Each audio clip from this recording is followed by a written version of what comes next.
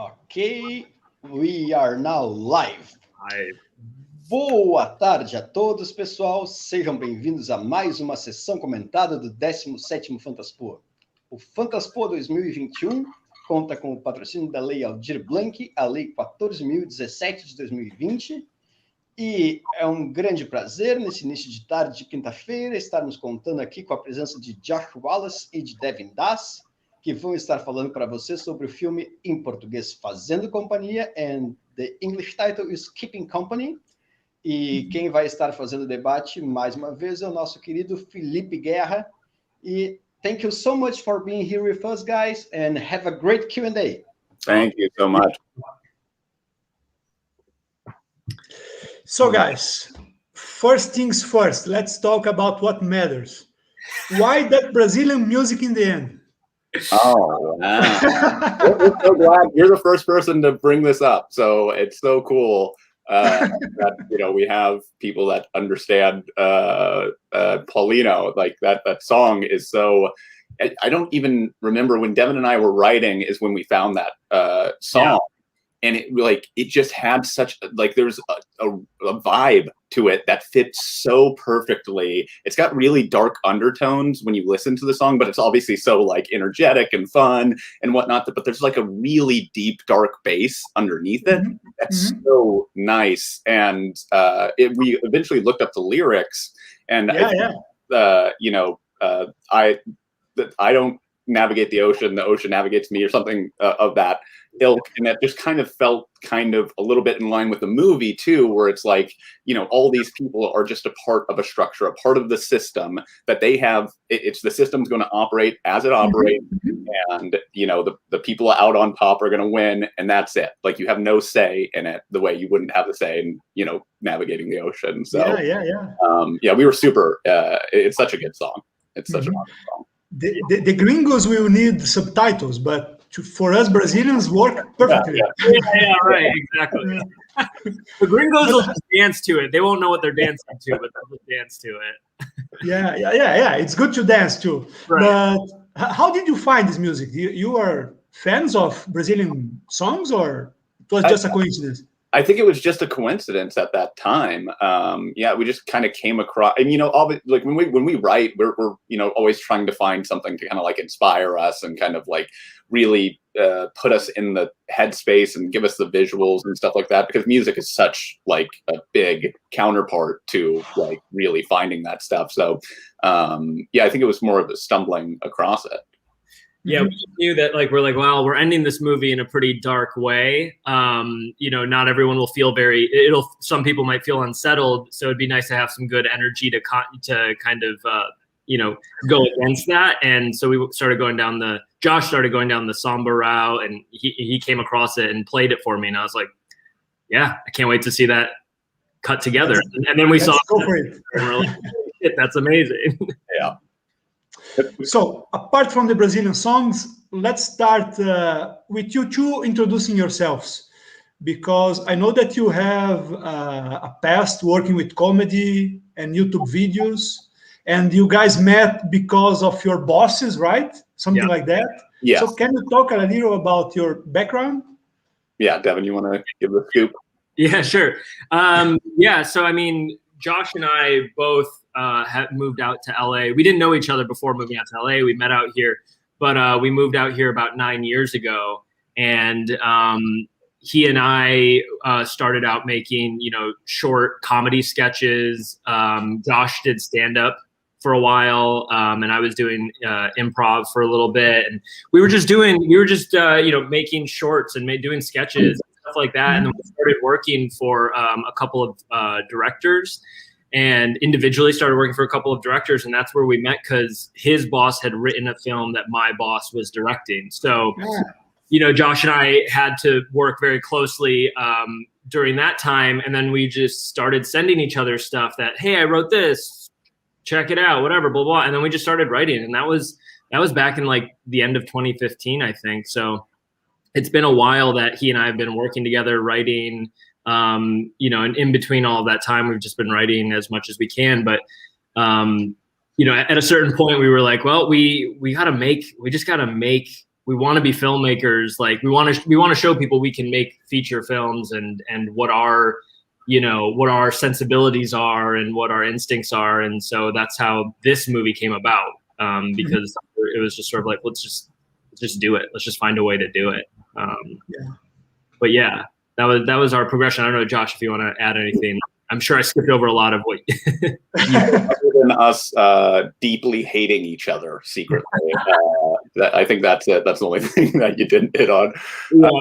Yeah, I think Devin and I, what's so great about Devin and I's like working together and our friendship and our partnership and stuff like that is just like we have such a kind of focused philosophy and worldview, like we're just in sync in regards to that. So that, and I think you can again see that in the movie, where you know, you kind of have to be in order to kind of put something forward like this, because we certainly make a lot of strong choices and decisions.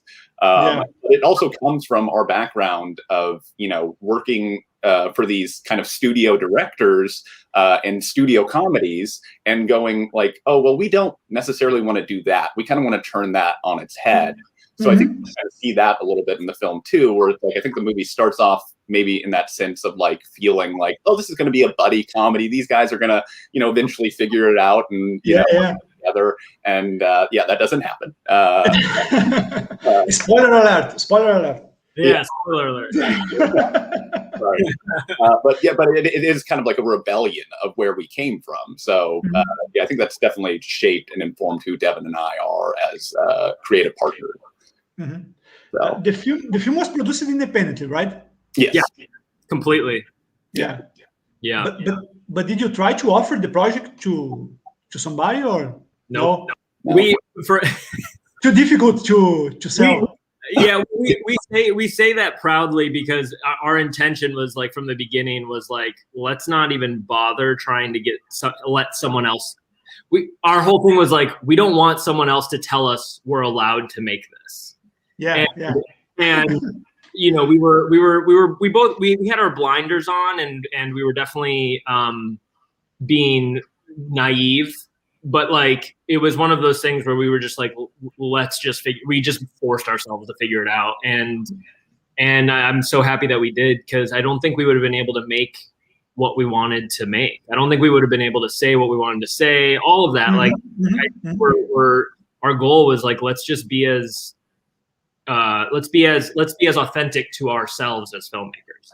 Yeah, I also think like in regards to that, like we have other projects too that just when you're again out here in LA, it's like they just get so slowed down by the whole process, and we didn't want to deal with that. Like, you know, you have a project, so we have projects that are still running in development that have been going on since before this movie, you know. And it's like this movie got made and everything all within that time frame, and it's like, yeah, there's a lot of red tape here unnecessarily. So like as an indie filmmaker, like that is one of the nicest things is that you control the process yourself. If you go out and make it, it's just, you know, you're the one calling all the shots. So that's really, you know, something that's very nice about the process. It's similar in Brazil. If you want your movie to be made, you need to make it independently. Or else you sit on it and just wait, and you can wait a lot, you know. But it's the same everywhere, maybe. I think so because it's, you know, there's so many people that kind of hold the control because they write the checks, and you know, I mean, and that is also to say, like, you know, we got lucky with how quickly we were able to make this independently, you know, but you know, we turned over every stone we could in terms of like trying to find investors. And it was like asking for small amounts of money here and there. And we just got lucky that it all kind of came together. And we had people that were willing to support us and whatnot. But, you know, we definitely got lucky in that sense, because independent film can also move very slowly. But, you know, I mean, it's at the end of the day, you're still in control. Like it's you can still just get it done as whenever that may be. So but maybe it's a project difficult to sell, because it's amazing to me how many bad people are. You know, and the only good guys end very badly. Spoiler alert. Was it like that from the beginning, or did you start channeling maybe your frustrations with this film world into the script?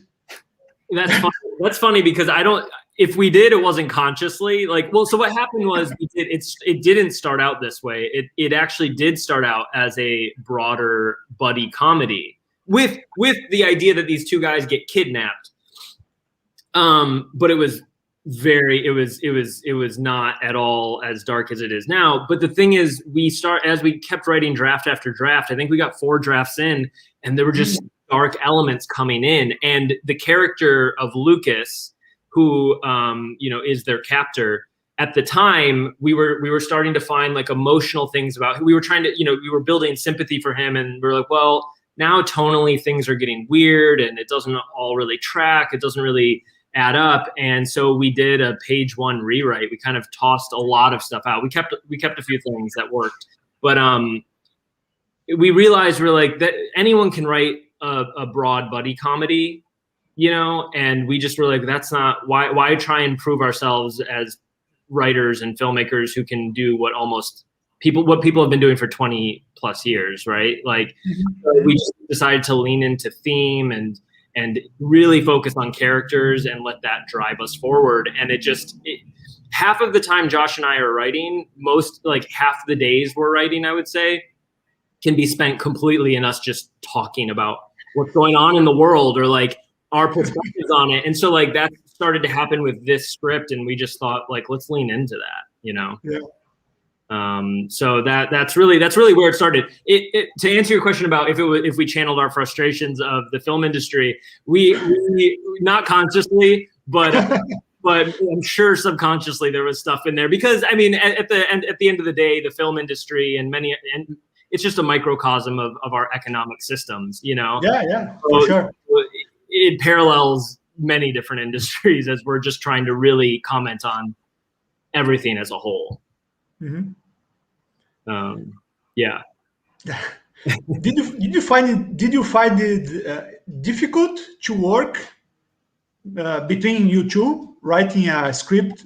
No, I don't. I mean, again, Devin and I have such a kind of very funneled worldview that, like, I think, again, it aligns. I mean, obviously, as writing partners, as any kind of creative partnership, you're going to have days where it's like you're trying to, put forward what's in your brain and help them understand what's in your brain too. Like, so that there'll always be some kind of, trying to figure that stuff out and debate of like what's right and what's wrong or whatnot. But I think Devin and I are really good at like ultimately understanding what is right for the project or the specific idea. So it's never been anything where any like that where we're I think the good thing too is, like, again, like because we had been writing together for a few years by that point, we had gotten past most of our growing pains and understood each other as creatives by that point. But I will say, writing this script, I think we really found this actually it wasn't difficult. If anything, it was like very it was very relieving. Like we were like, oh, this is how we work best. Like we were just really diving in, and we really I think things clicked even more on this one. Mm-hmm. And do you guys remember if there was something in the first drafts of the script, or maybe when you are filming, that you guys, oh no, this is too much, let's change this? Do you remember? Is that something that yeah oh, that happened a few times. That happened a few times. More than we would like that happened. Yeah, we were doing quite a bit of pivoting, not a ton of pivoting during filming, but we did a few times. I mean, Josh, I'll let you speak to it, because I mean, we had to, again, we're playing with such an interesting tonal balance of these ideas where, like, we come from a comedy world. We inherently have a comedic lens that we're always trying to look at things through. But then we're talking about pretty heavy subject matter. So it is, a very big tonal balance that we have to always figure out. And, some time, like we would have a scene, we would shoot it, and we're an indie film working on a very limited amount of time and budget and stuff like that, and then realize like, oh, this won't sync up with the rest of the film. There's been a couple times when we were shooting where we had to go back and reshoot something, rethink the scene that would better fit the tone. But again, I think hopefully we luckily figured that out and walked that balance. But yeah, it certainly, when you're playing with something like this material, it's I'd be surprised that anybody wouldn't come across those kind of issues. So, and I'll also add that before we got into production, there were a few more moments that were much more gory. Like, our film isn't very gory, which I think some horror fans may feel disappointed in. We don't go to that extent, but it's that tonal balance we're trying to reach. But it's cruel. It's not gory, but it's cruel. It's cruel, exactly. It's cruel. And that's where we realize that's where we need to land, because it will help our theme really hit the points we need to hit. Mm-hmm. So I think we did, we realized we need to focus on the dread and the cruelty. But there were moments in the script that were pretty gory, very gory, like you're seeing guts and stuff, And I remember I was being difficult, because I was like, no, we got to keep it. It's dark, but it's gnarly, and we're finally getting to this point. And Josh, not only Josh, I think there were other people too. And I think that's probably what helped me realize, because Josh was saying no, and I was like, no, we got to do it. Other people were like, no, this is too much. I was like, fine. But they were right. They were all right, because I think if we had gone to those extremes, it wouldn't have been the worst thing ever, but I do think it was it just would have skewed and away from what we were really trying to do, So we definitely workshopped all of that throughout. Mm-hmm. Yeah, to me, the final product reminds me of the good old days of the Coen brothers. Probably you heard this a lot. Well, that was our goal. That was a huge goal of ours, or I should say a huge inspiration. It wasn't, it's not like we're trying to, be the Coen brothers, but they are a massive inspiration on us and on this film. So, yeah, that's great to hear. That's great to hear. Is that thing that you feel almost guilty about laughing at some things, Oh man, and you're masters at that. You're like, why am I laughing right now? That's so fucked up. Yeah. That person's a fucking idiot, and I can't believe they're doing that shit. And that's our favorite stuff. Sorry, Josh, I think you were about to say something too. That's the only way. When we're looking at this kind of story and wanting to put forward again these types of views of commenting on survival of the fittest and capitalism and all of these different, political, corporate, all this different stuff. It's you kind of have to, it just aligns with what the Coen brothers do. Mm-hmm. You have to look at it with a very satirical, bombastic type lens. And that's what we put forward, is just this is, we want to show you how bad things can be within these structures. And the best way for us to do it, or the best way that we understand it, is in that humorous sense. And yeah, it's going to get uncomfortable, because we're really putting forward. We're going all the way to the edge of it. Does this happen? Does this Q&A happen before people have seen the movie or after? People usually watch it after. After. Okay. Yeah, after. But we just need to say spoiler alert. Spoiler alert. Yeah. Spoilers in regards to it, but so I won't go there. But again, it is just that Coen brothers characters are larger than life. They're always characters that find themselves in a situation that is bigger than them. They're always kind of dopes in those situations. So yeah, again, a lot of similarities, but I think that's just more so in line with telling this type of story. Mm-hmm. Another thing. Oh no, I'm sorry. Yeah, I was just going to quickly add another thing that we've found with the Coen brothers films is their films always tend to be even better the second or third time around. And so for us, we tried to throw in as much detail as we could that we know people won't grab on the first time. So hopefully they like it enough, or it keeps them thinking long enough that they'll go, I feel like I want to watch that movie again, because that was kind of our goal, is like, hopefully it's a better watch, an even better watch the second or third time around. Aha, this is a good question, because I made the Portuguese subtitles of the film. Oh, okay. So the first time I watched it, I was with the subtitles, doing this, and then I watched the film a second time to check the translation, and then I saw there's a huge spoiler alert, that it's a huge spoiler in a missing person poster. Oh yeah, this photo and the name of the person, is the plot twist in the ending. So, but did you put this in intentionally to see if people are paying attention? Yeah. I mean, we were pretty confident that people, like, at that point aren't going to, pick it out. It's really funny how in your face it is when you rewatch the movie, because it's right in the shot. Yeah. It's very, we loved laying in, like, as many detailed kind of like Easter eggs, I guess you'd say, but like everything, this movie ties in so many different ways to each like of those compartments of like the generational Grandma Lucas, the political Glengarry, and the corporate Paula insurance office. Like all of them have these like intertwined things that if you're rewatching the film, you're going to start to notice like more lines that are connected than you maybe might first have seen around. So watch Keeping Company 2 times to get everything. Right. Yeah. Or more. Yeah.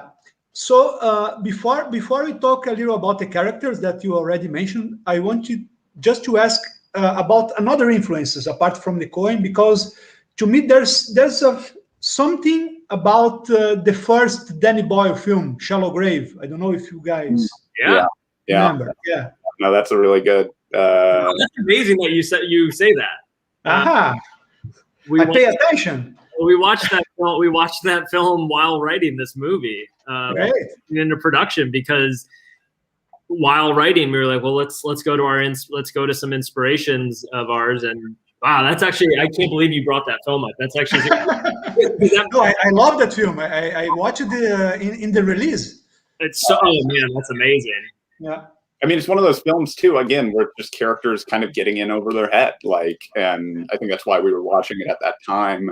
And the tone of that film, they're having some fun with that money. Like it's like really, it's such a wild ride, and where it ends, and then at the end, it's like, oh God, it's so good. It really hits. I mean, even when they're it's such a colorful film, and then it'll do a nice cut to like they're digging a shallow grave. You know what I mean? And it's dark and ominous. Oh God, anyway. We could talk about that film too if we want. But another influence. What's that? Another influence that you have.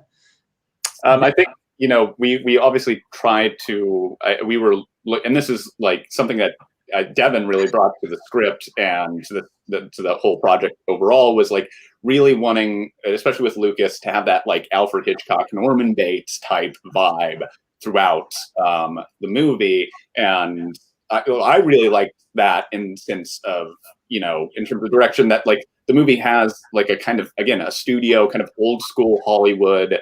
We're not trying to move the camera like in any crazy ways. It's all about blocking within the shot. To try and communicate, again, still trying to communicate things. And so I think that's something that we really really liked for this, was like the old school kind of horror of that, like where it's like all more psychological thriller, than anything. And again, that just best played to our story and the themes and whatnot. So like, again, looking towards like Hitchcock would be, I'd say an influence. Definitely Hitchcock and De Palma as well, because he's another one that also, I mean, he's clearly a descendant of Hitchcock, so you can almost loop them in together, in my opinion. But yeah, like Josh said, I mean, I think Josh did such a great job, because Josh did visual boards for every single scene of the movie before we even filmed it. So we were literally looking at the movie before we filmed it, And for me as an actor, it was really great to be able to also see what he had in mind for blocking and everything. It helped me get into my character before we were even on set. So yeah, it was really cool to be able to just focus on that aspect of the filmmaking. Is really, it was so blocking heavy, and I think helped build the tension in that way. Mm-hmm. Because as Josh said, so I'm so sorry, but like the other thing too is like people will, there's so many moments where it's like clearly someone's further, literally physically higher than the other person, or they're not looking at each other when they're talking or whatnot. And that was like a really important aspect that I think was super helpful. Mm-hmm. So 2 things about the characters. First, the CEO is Paula. Yeah. Yep. Paula what? I don't remember the surname. Her last name is Cast. Yeah. I don't know if you guys saw, there's a new film called I Care a Lot. Yes, I saw it. Yeah, so it looks like the same character, but in your picture, I don't know, is better the ending of the character, you know, because right, it's so badly done in this I Care a Lot. They put some strange ending that I didn't like it, but in your film is real life, you know. Right, and that's, you know, I mean, I won't say our film's better than anyone else's film, but I felt similarly with I Care a Lot. With, it was funny watching it because I was like, oh, it's, you know, similar themes to what we're playing with and whatnot. But it did. I think it was a harder sell with I Care a Lot because that character was the central focus of the film, and it was structured as a typical narrative where you're like, oh, that's supposed to be the hero of this film. There was never any wink at like, hey, this isn't. I don't know.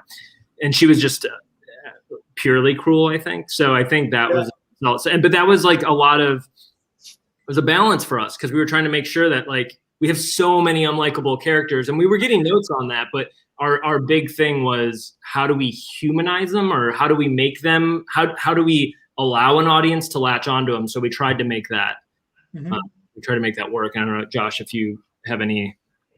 No, I guess, like, you know, in terms of that Paula character and the CEO, it was, you know, I think always going into it, it was like, you know, Paula's the reason this all happened, like, because she has one simple need or want for herself, which is a yacht, you know, and again, like that really, it's such a funny, simple need, and such like a basic like thing of like a CEO, you know, where it's like necessity. Yeah, like it's like a boat, like that's all it is.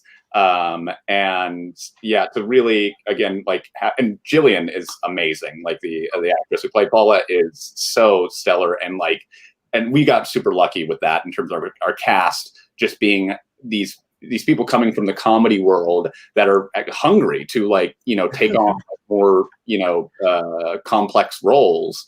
And so I think she came and was just so game to, like, you know, really get into it, and knew it didn't have to always be that like, it wasn't going to be like pure, like, you know, laugh out loud comedy or anything like that, that it's going to be more like winking, tongue in cheek kind of stuff. So it's, you know, that character is really, you know, one of the anchors to get us through the theme. It was one of our, it's one of our favorite. That was a character that's been in the script the whole time too. Yeah. Which was, you know, cool to see that carried through. Yeah. So João Pedro Teixeira just say, really fun movie. As a big The Office fan, loved watching Andy Buckley. Oh, yes. Yeah, amazing as well. And again, just a guy, there's a perfect guy to kind of play like a meek, you know, insurance salesman that's just wrapped up in it without wanting to be, who just like he's an office. I think we kind of put him forward as like a paper pusher that puts his head down and just does all these like disturbing evil things without realizing that he's doing disturbing evil things. And he's so fun. He's such a fun guy. He's such a great person to work with. And He just also brought such great energy to the set. Like he's just one of those people who like will literally go around to cast and crew, whoever, and just like be talking to him, and like he just lifts the energy up immediately. And he was the best to work with. Yeah. So, and the second character that I'm curious to ask you about is the DA. I don't remember his name, but yeah. Yeah, which is another very on the nose name that we decided. Yeah, because he seems like a kind of a stereotype to these far right politicians, like Trump or our beloved President Bolsonaro, maybe. To me, it was like, oh, this is the villain in the end, the big bad guy. But his participation is kind of like in the shadows, He's not a big villain. Could you talk about it? And what does this DA represent in the cosmos of the film, in that world? I think pretty simply, his purpose in the film and his purpose in society is to divide the population, right, through his rhetoric. So if he divides the population through his rhetoric, it also helps those that are on top, economically to benefit from it, right? So Grandma and Lucas's household, they clearly, we have Grandma putting in his signs, his onto her lawn, and it's what, so you could assume, we don't touch it necessarily, but you can assume that she's probably a major donor of his or something, right? Yeah. And his job is to divide the population, divide society, and he helps make, he sets the agenda of the people that are poor are the bad people. We don't want people. We don't need these people. And that allows Grandma and others like her to profit off of them, to benefit off of them, to exploit them, right? Because no one's going to fight for them if they're the bad people.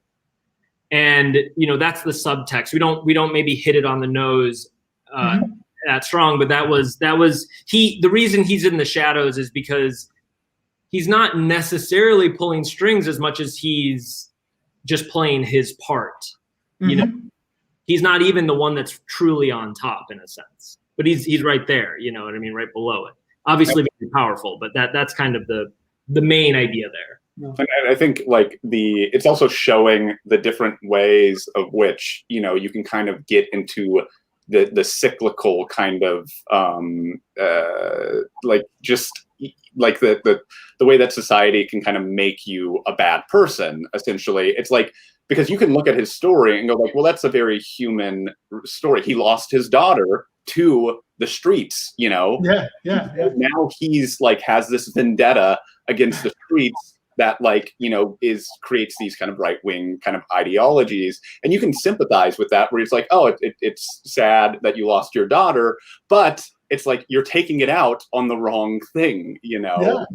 There's no personal responsibility. There's no self-reflection. There's none of that. So it like to have that was like a part of it for us too, where it's like to showcase like how you can also, even though you might be, again, it comes from a true place of pain and loss and stuff like that. It's like, well, you need that self-evaluation to make sure you're not like feeding into the system. And, unfortunately, it seems like that's the way society is that like people are pointing the finger at the wrong thing. Always. Yeah. And meanwhile, rich people are sitting on their yachts. Yeah. Listen to Brazilian music. Yeah. Listening, exactly, yes. So, guys, how's your time? Because I have 2 or 3 more questions, but if you guys in a hurry, we're okay. Good. Yeah. So I wrote this one down because it's kind of a longer question, but there's something very curious about Fantaspoa this year. In the festival, there's a series of films with great interpretations of psychopaths. And I think in your film, Jacob Grodnick looks amazing as Lucas because he is as scary and tragic character at the same time. So how did you get to the actor? And what was it like to create the character's style to become something more human and not a monster or a killing machine. Yeah, well, that's a great question. And the acting is amazing in it. Oh, Jacob is incredible in it. He's so good in it. So Jacob, our connection to Jacob is Jacob's one of the first people I met when I moved out to Los Angeles, and the two of us were interns at a company together. Oh, great! Yeah, so he's a friend of mine, a friend of ours now, and that's and he and I used to make. He was part, like, when I was making sketches early on, comedy sketches. He was in them as well, and so he and I go back, go way back. And when we were writing this role, he came up. I just threw him out there. I pitched him to Josh, and because he's just such a talented actor, and I was like, I just think he would be perfect look wise. I think he would be perfect, and then talent wise as well. And he just really brought it. And we just got so lucky to. And another thing too is, like, again, we're so independent, we're so small budget that we were like, we really want to have people we can depend on and work with closely. So we weren't like, let's try and find a big name or anything like that, because to us, we were like, really, the character is what matters most, that this is executed right. And we just, we felt really confident in him, and we knew that he would commit what we needed him to commit to. And he did. He brought his A game. And he's got a very classic look, which I think fits really well for the character. He's very stocky, like he's a yeah, which again helps, like, add to that, like, if I'm fighting him, he is kicking my ass. Yeah. And then he's also got this, like, this inherent, there's like a softness to him, even underneath that, like, edge that, like.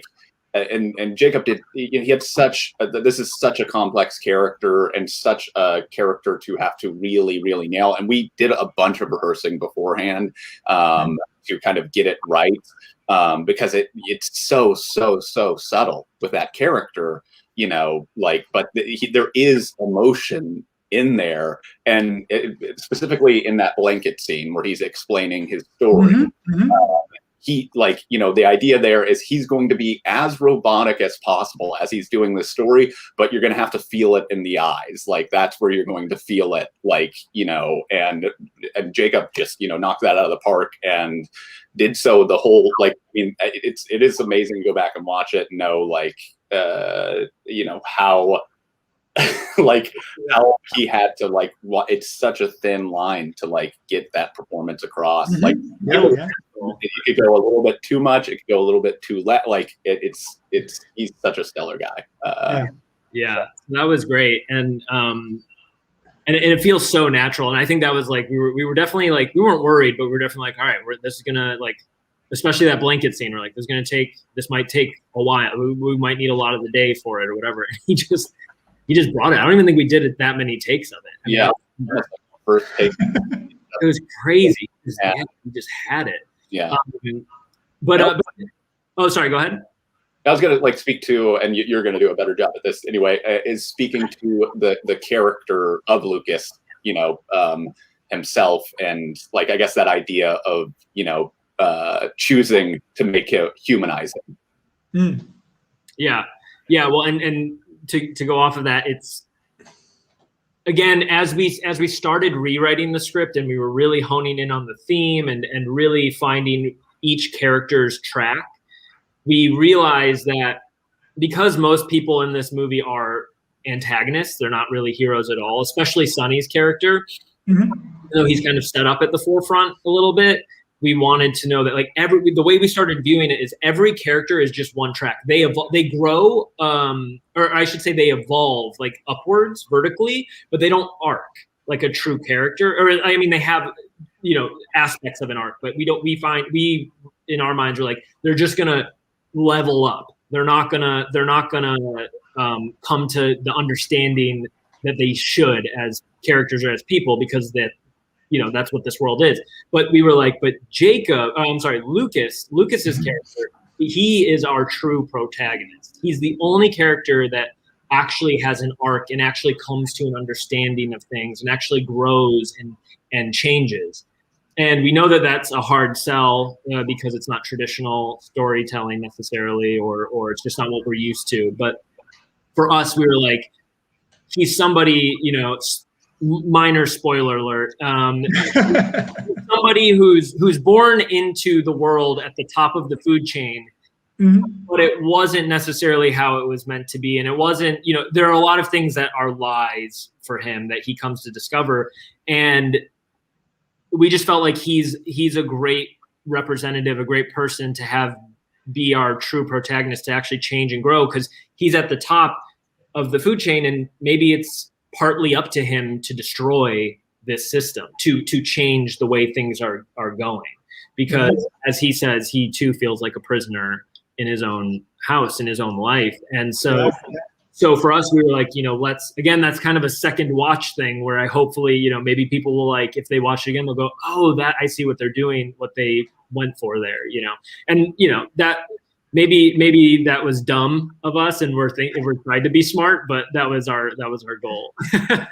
Yeah, I mean, I think being that character that's like from that, like that world and that system, and being at the top or whatnot, like to have that character, like that's who needs to realize it in our society, is those people where it's like, yeah, you're kind of being like, you know, we lied to, in the sense of like, this is how it's always been, this is how it's always going to be. And it's like, but it doesn't have to be. We have the power to change it at any moment. And for whatever reason, we're always like, no, can't change it. Sorry, it's just that's like, but we're the ones who put it in place. Just take it away. Like, do something different. So it is that person who needs to learn that.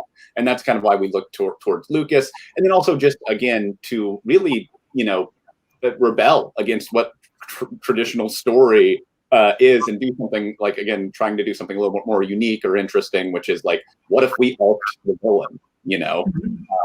And that's what you get. And this is another great thing about your film to me, because I was watching and I saw Lucas Jacob, and I was like, oh my God, who's this guy? You know, because I never noticed him before. And then I check his IMDb, and he has lots of credits already. Yeah. But this is the first time I really noticed him. And then I check other names, and there's lots of people who worked a lot before Keeping Company. Yeah. And I think the craziest example is the actress who made the grandma, because she has a huge filmography, goes back to the 80s, to a movie that I love, Cohen and Tate. You know? Oh, cool, yeah. And so my question is, because you, Devin, and Ahmed, right? Ahmed. The other guy? Yeah. You are the new guys in the group. Yeah. So, but your chemistry is really amazing. But how was it to work with these guys who worked a lot before? Yeah. You know, it's I mean, I'll say as a performer, as an actor, I definitely went into I felt ready going into production, but I definitely felt nervous. Like for me, I was like, well, this is I mean, you know, I've never this is my first feature. I understand you. Yeah, it's my first feature, and also playing a lead role. I was like, oh shit, I have to like really bring it, not just for our own film, but like I also want to like make sure that I'm providing what my scene partners need, who are way more experienced than me. So yeah, I was nervous, but I think I tried to hone it in to use that to help, you know, bring the right energy and performance. But it was, I mean, yeah, like you mentioned, like so many of our cast members have been and are, you know, working and at a really great level too. You know, again, Josh and I think coming from the studio world and having worked on projects as assistants that were at a very big level and working with similarly big level talent, I think that allowed us, that built up the confidence and the professionalism in us to know how to run our own set. And how to work with people properly, you know. So I think we brought a lot of that experience to our own set, and it was great. Everyone just came and it was a really fun set, like really good energy. There was never, you know, I mean, we didn't have time to waste, so it wasn't like people could really complain about sitting around all day anyways, but it was, yeah, I don't know. It was great. Like it was, once we were all on set, it just felt like, yeah, this all adds up. This all is good. Like it's, you know, no one's above anyone and we're all just here to make something cool. So I think that was really nice. And specifically Suzanne, who played Grandma, like, you know, now not a comedy person coming in to work with us. And that's like, that can be a little intimidating because you're like, how's this person, you know, going to act? Like, are they going to be above this in any way? You know, we're a little bit worried about that, but she's so awesome. Like she's like immediately game for, you know, we were having her do a lot of weird stuff. She was game for all of it. And again, like, I think that might just, you know, hopefully speak to the script. And I think she really connected with it. You know, I think she was hesitant at first, I think, when she first read the script, which everyone should be. But it seemed like she talked to us and then she was like, oh, I see what you guys are doing. And was very game. So again, we just got lucky getting to work with all these amazing actors and actresses. Yeah. Okay, guys, and a last message to the Brazilian fans. Wow. Well, let's see. I mean, truly, we really hope that you can watch our film and connect with it. I feel like our cultures have, unfortunately, in some ways, a lot in common. You know, which is what this movie tries to touch on. So hopefully they can watch it and enjoy it. And we wish we could be there to party with everyone and watch it with everyone. So yeah, Brazil, get into it. There's a great song at the end that you'll love. Yeah, and just thank you for like checking out the film. Like we're always amazed when, like, you know, one person watches it, we're like, wow, all right, someone's gonna watch our movie. Like it's a thing you forget, you know, as you go through the process. Like, oh, people are gonna see this, and so to even be in, you know, South America is it's so cool. It's like just such an exciting thing to think that our movie is there right now. And again, the movie deals with so many like big themes that I think, you know, Brazilians and Americans would understand. Us, you know, at the time Devin and I were writing this and coming up with this, it's like we were in that Trumpian and still kind of are, you know, in America in that era of politics, which really shapes society in a way that, like, again, hopefully people, you know, connect with it on that level. So yeah, hopefully everyone enjoys it. Yeah. So thank you. So guys, again, amazing picture. Thank you very much. Thank you. Appreciate it. And somebody saying, great movie, really fun to watch. Oh, so, good. Yeah. Cool. Yeah. With this, I thank you again, and bye-bye. Bye. Everybody, thank you.